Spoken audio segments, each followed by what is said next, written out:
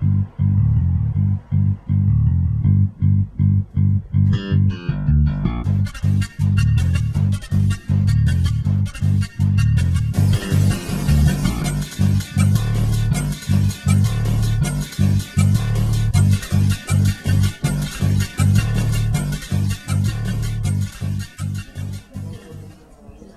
the official camera person. That's my job. I'm the paparazzi. I want you to know Jessica gave me this camera. She's so photogenic, isn't she? Welcome to Alameda.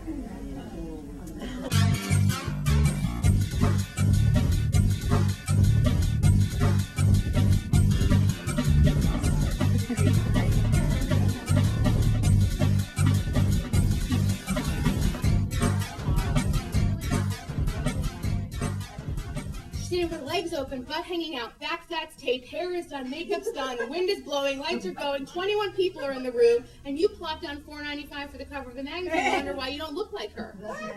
Right? Like, she doesn't look like her. After 8 hours, you could look like that too. I had like a 6-hour photo shoot, some great lighting, curled the hair. My hair is naturally curly like Irene's. Like, we straightened it, and I had makeup. I told her she was a sellout to the cause. I wasn't it today. I'm a sellout tonight because I gotta get on a plane at 4 in the morning. I needed some good hair. You know what I mean? I mean, all of this is airbrush. Everything you purchase is airbrush. Everything in here goes through a process. Why? Because you're gonna spend your money on it. She gave the most amazing talk I think I've been to in so long, and she really inspired me. I think actually when I walked by the window, I was like, oh, I feel so fat. And then I was like, oh, okay. So how do you feel now? I feel very different, a lot more confident than I did before. She's very real, and she's very honest and sincere. The actionist part comes out of her, and you just know that she's going to change the world, and that we really can do this all together. You know, when you do things with an authentic message that are outside of you, I think it really does come through. Don't you think? So, what's it take to get an interview with this lady? Who do you gotta be? Irene, McGee, yo.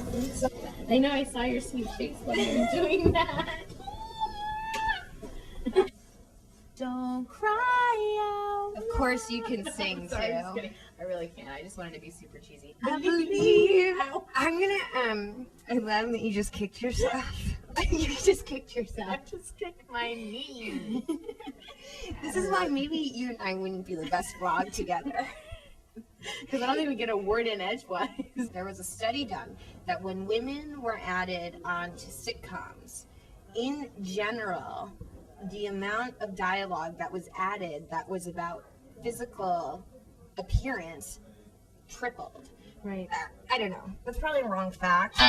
But And I think we can curb how much we start talking about other people's bodies. Just because, like, on a sitcom or on popular television, we talk and write about women's bodies, that's our perception of how women like to talk about their bodies. That's usually a male writer's perception, by the way, because female writers for sitcoms are few and far between. So it's usually like a male's point of view about how women relate about their bodies. And for women to not stand up and say, you know what, like, I get it. I get that everybody out there talks in the language of fat, but I don't want to anymore. You watch something like The Bachelor, watch any of the shows that pit women against each other, regardless of whether they're going for love or for money. You look at women, and our horrible view through the media of women is that they have to compete with each other, be better than each other, can't like each other, can't support each other. And that's not true. I mean, it plays out like that in business too, because I think women are it's so ingrained within us to say, you know what, if I have something, you can't have something. Like, the pie is so small, I can't share it. And that's such a fallacy. Men don't behave like that. That's why men have old boys networks. They have schmoozing times. They have all these sort of ways to help each other and mentor each other in the world. And women don't do that. But we have to also kick ourselves in the butt and say, you know what, there's no victims here. our butt that we don't care whether it's big or not. No. The butt we don't care what size butt you have, just kick yourself in it, okay? Yeah. At one point in time, we would have never laughed or talked like this about race, sexuality, sexual preference.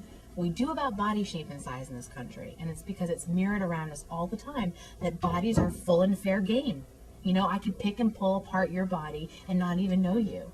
And I think for women, it's so detrimental to not challenge that with each other and not wait for the media to pick it up. I mean, the media is only going to pick it up when it becomes a great story they can sell stuff with.